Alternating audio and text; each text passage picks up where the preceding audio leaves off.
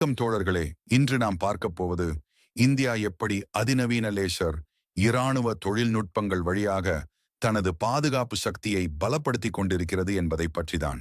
இந்தியாவின் பாதுகாப்பு ஆராய்ச்சி மற்றும் மேம்பாட்டு நிறுவனம் டிஆர்டிஓ சமீபத்தில் பலவிதமான லேசர் தொழில்நுட்பங்களை உருவாக்கியுள்ளது. இந்த தொழில்நுட்பங்கள் எதிரி குண்டுகள், ட்ரோன்கள் மற்றும் பளிச்சென்றை தாக்குதல்களை ஒரு கண நேரத்தில் அழிக்கக்கூடியவை. முதலாவதாக டைரக்டட் எனர்ஜி வெப்பன்ஸ் டிஇஒய் எனப்படும் லேசர் ஆயுதங்கள்.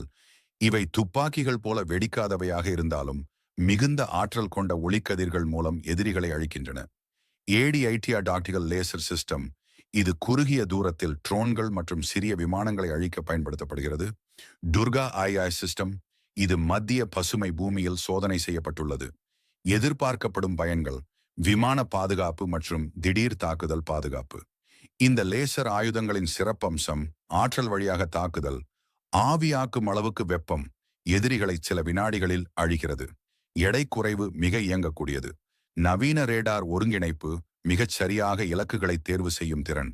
இந்த தொழில்நுட்பங்கள் எதிர்காலத்தில் இந்தியாவுக்கு ஒரு பாதுகாப்பு கோட்டையை உருவாக்கும்.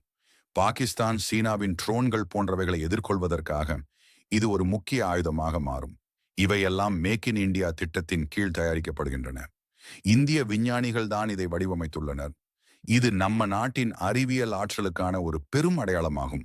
இனி இந்தியா வெறும் பாதுகாப்புக்காக காத்திருக்கவில்லை.